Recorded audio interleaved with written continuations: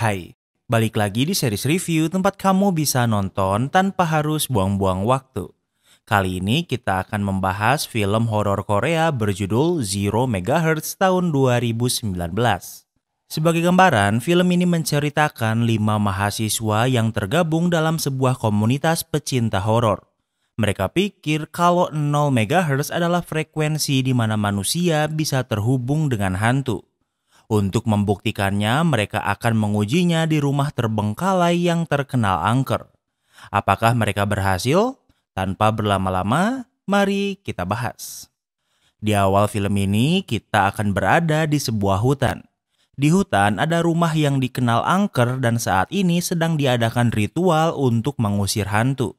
Dengan bantuan dukun setempat, mereka melakukan ritual dan setelah mantra berhenti, tiba-tiba pintu rumah terbuka dengan sendirinya.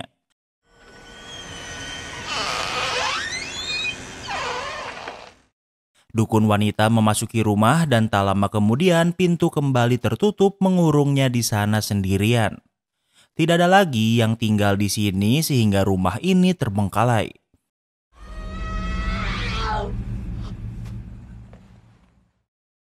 Tak lama kemudian, orang-orang di luar mendengar suara teriakan dukun dari dalam. Seseorang memeriksanya dan mereka menemukan dukun ini di atap dengan keadaan mengenaskan. Beberapa tahun kemudian, kita akan berada di sebuah kafe. Seorang pria bernama Sang-yeop berada di sana namun bukan untuk minum. Di kafe ini adalah tempat kerja mahasiswi bernama Sohee yang merupakan teman Sang-yeop. Sang-yeop dan Sohee belum lama ini berkenalan karena mereka bergabung dengan klub yang sama yaitu klub paranormal. Sohee bertanya kenapa Sang-yeop bergabung. Ia menjawab kalau ia ingin menjadi penulis novel horor dan karena itulah ia bergabung. Sang-yeop balik bertanya kenapa Sohee bergabung. Dan ia menjawab kalau ini sepertinya menyenangkan. Mereka pergi ke ruangan klub yang hanya beranggotakan 5 orang. Awalnya anggota klubnya cukup banyak namun kebanyakan senior lulus tahun ini. Mari berkenalan dengan mereka. Yang pertama adalah perempuan berambut pendek bernama Yeongjung. Dan juga pria bernama Taeso yang merupakan kekasih Yeongjung.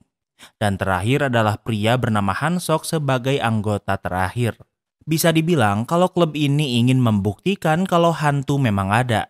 Sebagai proyek pertama mereka akan melakukan pemanggilan hantu di rumah angker di awal film. Taeso menjelaskan perempuan yang tinggal di rumah ini bunuh diri dengan gantung diri di rumah 4 tahun yang lalu. Berdasarkan artikel diberitakan kalau perempuan ini sedikit gila. Karena ia tinggal cukup jauh di hutan sehingga tubuhnya ditemukan cukup lama setelah kematiannya. Saat ditemukan, tubuhnya sudah di lantai sementara kepalanya masih menggantung di tali. Warga sekitar berkata kalau perempuan ini menjadi hantu. Karena merasa risih, warga memanggil dukun untuk mengusirnya. Namun seperti yang kita tahu kalau pengusiran ini tidak berjalan dengan baik. Ada warga yang mengambil foto dukun dan memostingnya di sosial media dan menjadi viral. Setahun yang lalu, mahasiswa dari jurusan musik pergi ke rumah angker ini. Di sana ia melihat hantu dan menggambarnya dan gambar inilah yang ia buat. Kepala perempuan dengan rambut panjang yang menyeramkan. Untuk membuktikannya, mereka juga akan pergi ke rumah angker ini. Nama klub ini adalah Zero Megahertz namun Sang-yeop dan Sohee tidak tahu kenapa namanya seperti ini. 인간에게서 영혼이 빠져나가 귀신을 만나게 된 주파수가 바로 0.0MHz. Yeongjung menjelaskan kalau mereka percaya kalau 0 MHz adalah frekuensi yang bisa digunakan untuk berkomunikasi dengan hantu. Keesokan harinya, Sohee berencana pergi dengan klubnya. Di rumahnya, kita bisa melihat ibu Sohee sedang bersama seorang perempuan. Ternyata Sohee berasal dari keluarga paranormal sehingga ibu dan neneknya bisa dibilang dukun. Waktu berlalu, mereka melakukan perjalanan dengan mobil yang membawa mereka jauh dari perkotaan. Mereka berhenti sejenak untuk membeli beberapa makanan dan kebutuhan lainnya. Sohee tidak masuk dan melihat-lihat di luar. Ia melihat seorang anak perempuan yang berjalan namun di kakinya ia melihat ada darah. Sohee melihat siswi ini memasuki toko namun saat di toko kita tidak bisa melihat siswi itu selain 4 anggota klub yang berbelanja. Mereka membeli banyak makanan dan bir. Hansok bertanya pada penjaga toko di mana rumah angker tujuan mereka berada. 이 동네 사람들의 비극적인 사연이 있는 그런 데인데. Namun melihat ini, penjaga toko pikir mereka akan berpesta di sana dan mengganggu hantu. Bagi warga desa, rumah angker ini merupakan tempat yang tragis sehingga harus dihargai. Ia pikir kalau mereka akan mengacau di sana sehingga ia tidak memberitahu mereka. Kemudian mereka melanjutkan perjalanan, namun penjaga toko terus memperhatikan mereka. Namun dari penglihatan Sohee yang ia lihat, penjaga toko ini sedang bersama siswi sebelumnya. Dengan begitu sudah jelas kalau Sohee memiliki indera keenam seperti keluarganya. Waktu berlalu, mereka berhasil menemukan rumah angker tujuan mereka. Namun mobil tidak bisa menggapainya sehingga mereka harus melanjutkannya dengan berjalan kaki. Dengan membawa banyak perlengkapan, mereka berhasil sampai di rumah angker yang sudah sangat terbengkalai. Rumah tradisional Korea memang biasa terdiri dari beberapa bangunan, sehingga walau terlihat seperti ada 3 rumah di sini, sebenarnya ini hanyalah 1 rumah. Sohee, si anak indigo, bisa melihat perempuan yang tergantung dan hal ini membuatnya tak enak badan. Tentu mereka memeriksa seisi rumah untuk mencari apakah ada sesuatu yang aneh. Namun sejauh ini mereka tidak bisa menemukan apapun yang berarti.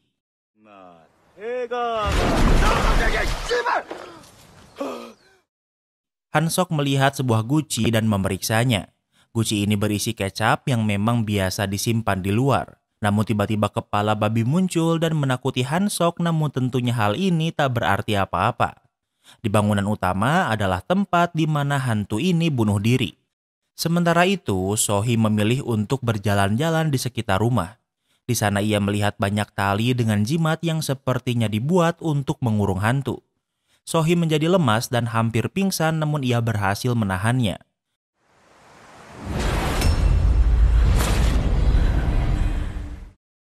Di sana, Sohee bisa melihat seorang wanita tua yang memegangnya. Sohee kembali ke rumah dan melihat anggota lain sedang membakar barbeque. Namun Sohee sangat lemas dan tidak memiliki nafsu makan. Sementara anggota lain terlihat lebih bisa menikmati momen.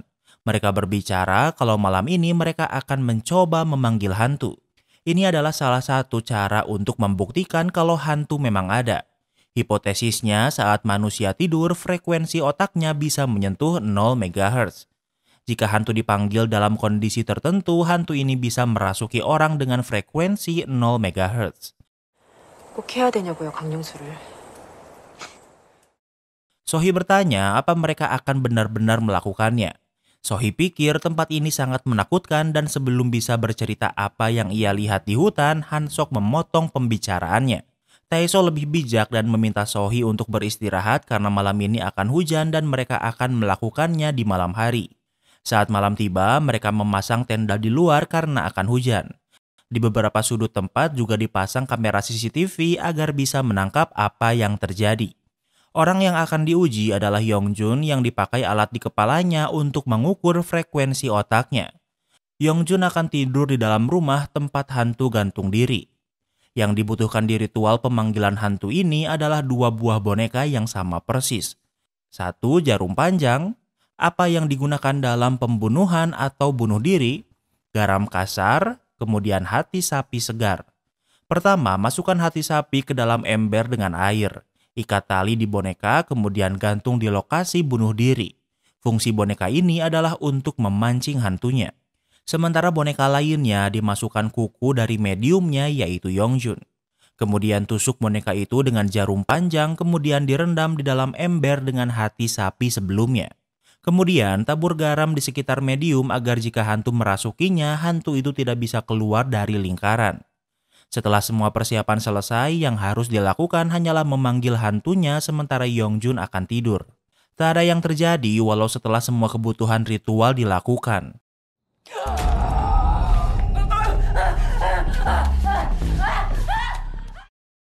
Namun tak lama kemudian tiba-tiba Yongjun berteriak dan membuat orang-orang panik. Namun ternyata semua itu hanyalah prank. Namun walau begitu, mereka masih melanjutkan pengujian dengan membiarkan Yongjun tidur di dalam. 3 pria akan menunggu di luar sambil memperhatikan dari kamera CCTV. Sementara Sohee beristirahat di ruangan lain. Hansok pergi kencing sehingga kini tinggal Taeso dan Sang Yeop di sana. Taeso meminta Sangyop untuk menemani Sohee beristirahat. Taeso memanfaatkannya untuk mendekati Yongjun. Yongjun masih belum tidur dan mereka berciuman di sana. Sementara itu, sesuai arahan Taeso, Sangyop memeriksa Sohee yang sedang beristirahat. Sohee terlihat sedang tidur, namun sebenarnya ia sangat ketakutan. 같이 있어줘. Sohee meminta Sangyop untuk tetap di sini bersamanya. Di tempat lain, Hansok sedang kencing di dekat pohon. 빵빵 터져줘야 되는데 씨. Ia mendengar suara di belakangnya dan memeriksanya. Yang ia temukan adalah seekor burung hitam dengan bulu seperti rambut manusia. Hansok mengejar burung itu yang memasuki dapur. Ia bisa melihat kalau burung ini memasuki lubang perapian. Tak ada yang bisa ia lakukan, Hansok kembali ke control center namun tak ada siapapun di sana. Saat melihat layar, ia bisa melihat kalau saat ini Taeso dan Yongjun sedang berciuman. Waktu berlalu, hujan mulai turun. Sesuai permintaan Sohee, Sangyop menemani Sohee yang semakin ketakutan walau Sangyop menemaninya.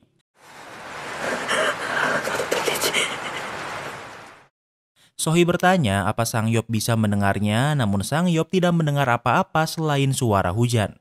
Sohee berkata ada sesuatu di sini. Sangyop tidak melihat apapun, namun tanpa Sangyop sadari sebuah tangan muncul dan menutup mulut Sohee. Dari siluet pintu dari petir terlihat ada sesuatu yang memperhatikan mereka. Sangyop tidak bisa melihat apapun sehingga ia hanya bisa kebingungan. Sementara itu, Hansok menunggu sendirian di control center. Ia bisa melihat kalau frekuensi otak Yongjun turun hingga ke angka 0 MHz.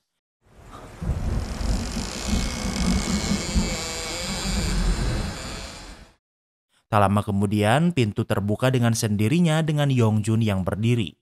Yongjun berjalan dan sepertinya akan memasuki ruangan lain yang pintunya juga terbuka. Hansok yang khawatir menghentikannya.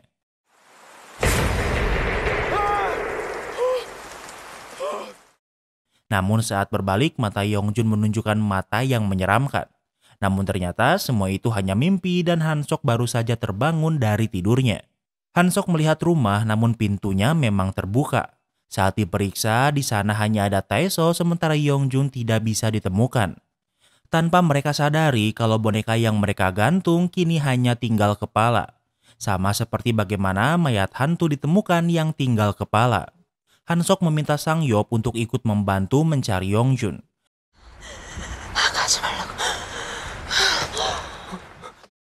Namun Sohee menghentikannya dan meminta Sangyop untuk tidak pergi. Tak lama kemudian, Sohee tak sadarkan diri. Di tempat lain, Taeso berhasil menemukan Yongjun yang sedang berada di dapur.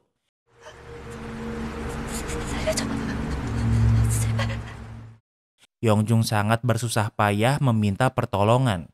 Ia merasa tubuhnya seperti ditekan dan sesuatu menariknya ke lubang tempat Hansok melihat burung aneh sebelumnya. Taeso dan Hansok mencoba menyelamatkan Yongjun namun mereka tak cukup kuat untuk menariknya. Terlihat sesuatu seperti rambutlah yang menarik Yongjun.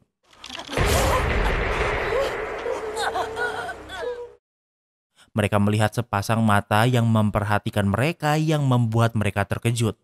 Hal ini membuat Yongjun bisa ditarik ke dalam lubang sempit ini.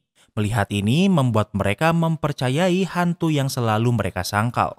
Mereka pergi ke tempat Sohee yang sedang tak sadarkan diri. Di sini juga tidak ada sinyal untuk meminta bantuan. Taeso pikir kalau mereka tidak bisa meninggalkan Yongjun dan harus menyelamatkannya. Hansok mencabut kamera CCTV dan peralatan yang mereka siapkan karena akan segera pergi. Sangyop membawa Sohee yang masih tak sadarkan diri ke dalam mobil. Hansok akan membawa peralatan di rumah utama dan kali ini ia menyadari boneka yang tinggal kepala. Di ember ia juga melihat dua badan boneka dan kepala boneka lain yang juga putus. Hansok bisa mendengar suara Yongjun dari radio yang meminta tolong. Tak lama kemudian, Taeso juga datang dan mendengar suara di radio. Taeso menghancurkan radio itu karena tidak ingin mendengar lebih jauh. Sementara itu, di dalam lubang saat ini Yongjun sedang terbaring.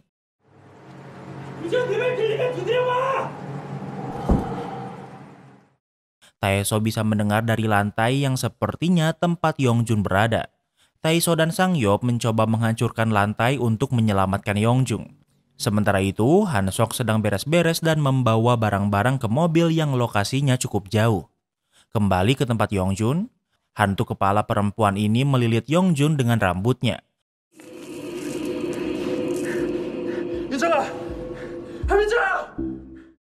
Namun sebelum membunuhnya, Taeso dan Sangyop berhasil menghancurkan lantai dan menemukannya. Taeso berhasil menarik Yongjun dan mengeluarkannya dari lubang. Yongjun tak sadarkan diri, namun ia masih bernafas yang artinya ia tidak mati. Dengan cepat mereka bergegas ke mobil untuk melarikan diri.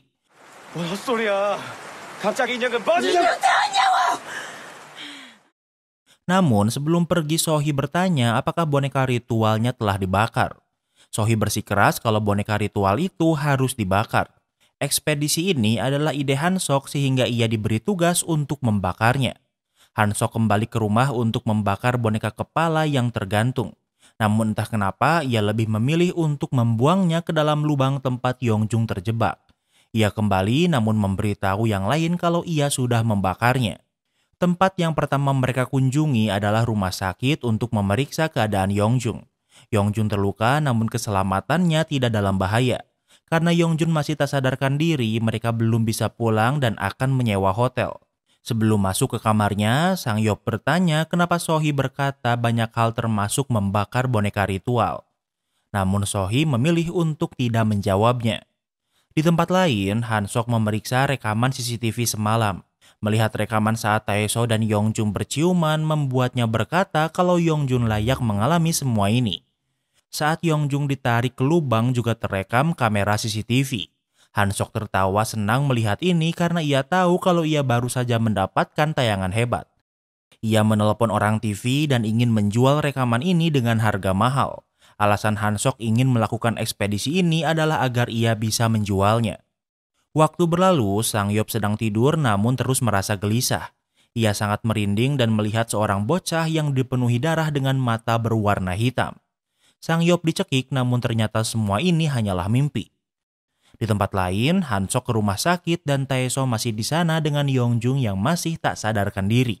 Taeso masih belum makan sehingga Han Sok menyuruhnya pergi dan ia akan menggantikannya menjaga Yongjun. Kini hanya Han Sok yang berada di ruangan Yongjun. Ternyata Han Sok juga mencintai Yongjun namun Yongjun lebih memilih Taeso. Yongjun masih tak sadarkan diri, kemudian Han Sok memanfaatkannya untuk menciumnya. Namun tak lama kemudian Yongjun tersadar dan keadaan menjadi awkward. Yongjun hanya diam sehingga Han Sok berpikir kalau Yongjun juga menyukainya. Ia kembali menciumnya namun dari mulut Yongjun muncul rambut yang menyerangnya. Di tempat lain, Sangyop ke kamar Sohee untuk mengajaknya makan. Mereka makan di luar bersama dan Sangyop menjelaskan semalam ia bermimpi buruk. Ia tak menjelaskannya lebih rinci dan hanya menjelaskan ia bermimpi seseorang mencekiknya. Di saat yang sama, Sangyop ditelepon Taeso yang memberitahu kalau Yongjun sudah tersadar. Dengan cepat, Sohee dan Sangyop menemui Yongjun dan Taeso yang terlihat baikan. Namun di sana mereka tidak bisa menemukan Han Sok. Luka Yongjun hanya luka luar, namun selain itu ia baik-baik saja dan sudah bisa pergi dari rumah sakit. Taeso menelepon Han Sok karena bingung kenapa ia tidak ada di sini namun tidak ada yang menjawabnya. Di malam hari, Yongjun sudah boleh keluar dari rumah sakit dan pindah ke hotel bersama Taeso. Sementara Sohee dan Yang Sop tentu tidak tidur sekamar. Saat sedang menggosok gigi, Sohee melihat luka memar di tangannya yang baru ia sadari. Di tempat lain, Taeso ingin enak-enak dengan Yongjun namun tanpa ia sadari mata Yongjun berwarna putih. Sementara itu, Sohee penasaran dengan keberadaan Han Sok sehingga ia meminta resepsionis untuk memberikan kunci cadangan kamar Han Sok. Ia memeriksanya namun di sana ia tidak bisa menemukan Han Sok. Di tempat lain, Sangyop baru pulang jajan di luar hotel. Ia ditelepon Yongjun untuk pergi ke kamarnya sekarang. Sangyop bingung apa yang Yongjun inginkan darinya. Namun di saat yang sama, ia juga melihat Taeso yang terlihat ketakutan. Taeso pergi membawa mobil begitu saja. Kemudian Sangyop ke kamar Yongjun seperti permintaannya. Di sana ia melihat Yongjun yang duduk di atas kasur. Yongjun memiliki mata berwarna putih mendekati Sangyop sementara Sangyop tidak bisa bergerak karena ketakutan. Yongjun berbicara seperti suara anak kecil. Suara ini adalah suara bocil yang mencekik Sangyop sebelumnya yang ternyata adalah adiknya yang sudah lama meninggal. Ini adalah penyesalan terbesar Sang-hyop dan hantu ini mengeksploitasinya untuk menghancurkan mentalnya. Kembali ke tempat Sohee, ia memeriksa laptop Han-sok dan melihat rekaman ritual sebelumnya. Ia melihat semuanya termasuk saat boneka terputus dan sesuatu memasuki tubuh Yongjun. Kembali ke tempat Sang-hyop, hantu adiknya berkata kalau cara untuk membebaskannya adalah dengan melakukan bunuh diri. Sang-hyop melakukannya dan mulai sekarat.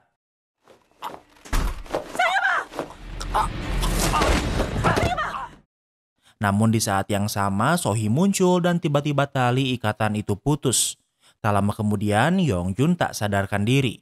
Setelah tenang, Sohee memberitahu kalau Sang-hyop baru saja mencoba bunuh diri.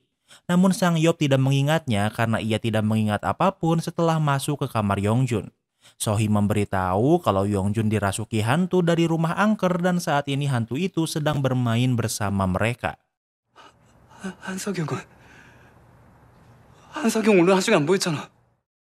Mendengar ini, orang pertama yang Sang-hyop pikirkan adalah Han-sok karena ia tidak bisa melihatnya seharian. Sohee menelponnya, namun Han-sok tidak mengangkatnya.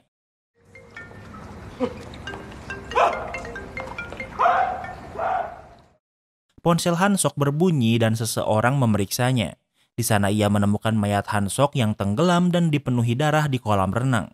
Setelah diberitahu, Sohee dan Sang-hyop memeriksanya dan mereka bisa mengkonfirmasi kalau yang meninggal adalah Han-sok.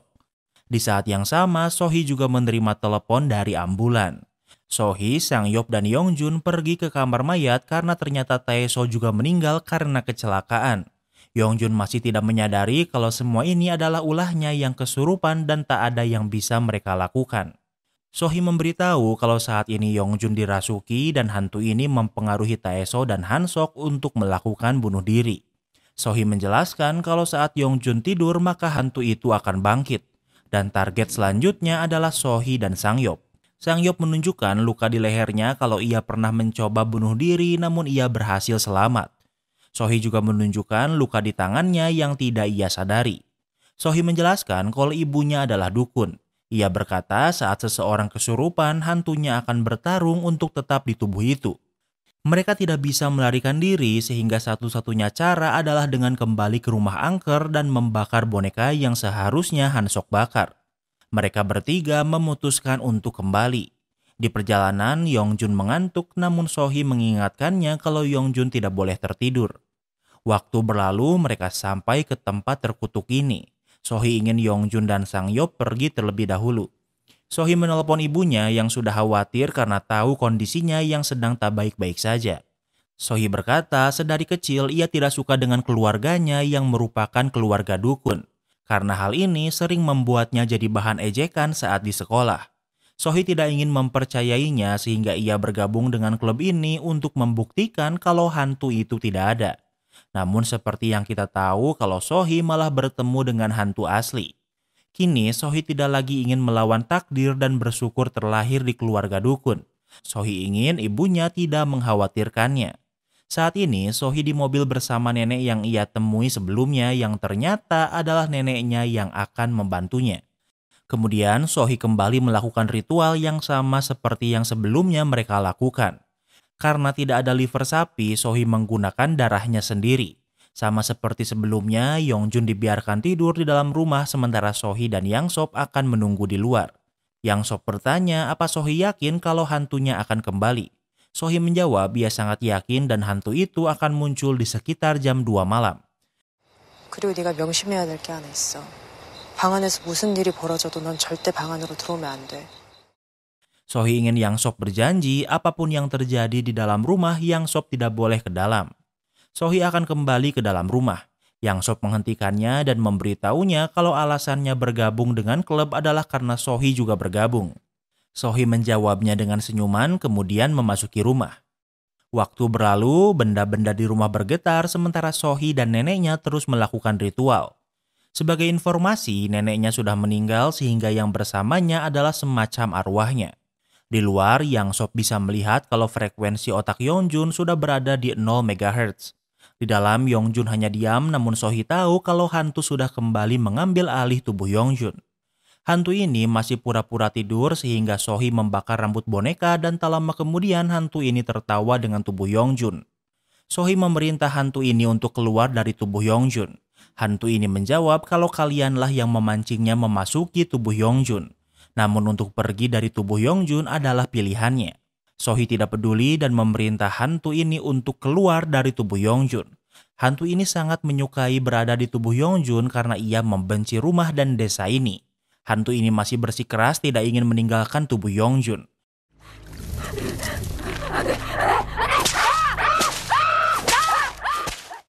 Sohee membakar boneka kemudian memukuli Yongjun dengan daun. Hantu di tubuh Yongjun berteriak kesakitan. Sangyop bisa mendengar suara teriakan dari dalam. Namun seperti permintaan Sohee, ia tidak boleh memasuki rumah apapun yang terjadi. Di dalam rumah, tiba-tiba Yongjun menjadi tenang dan perlahan mulai melayang. Tubuhnya terlempar ke dinding dan mengeluarkan asap karena boneka semakin banyak terbakar. Yongjun meminta pertolongan namun Sohee tidak tertipu dan terus memukuli Yongjun dengan daun. Yongjun terus dibanting-banting ke dinding dan tanpa sengaja kamera CCTV yang Sangyop pasang terjatuh ke lubang gelap. Hal ini membuat Sangyop tidak bisa melihat apa yang terjadi di dalam. Sementara Sohee masih tidak memberi Yongjun ampun dan terus memukulinya dengan daun. Yongjun memuntahkan cairan berwarna hitam kemudian tak sadarkan diri. Namun anehnya Sohee juga merasa lemas. Tak lama kemudian semua lilin di sana mati sehingga Sohee menyalakan lampu senter sebagai satu-satunya sumber pencahayaannya. Kini Sohee melihat Yongjun sedang duduk membelakanginya.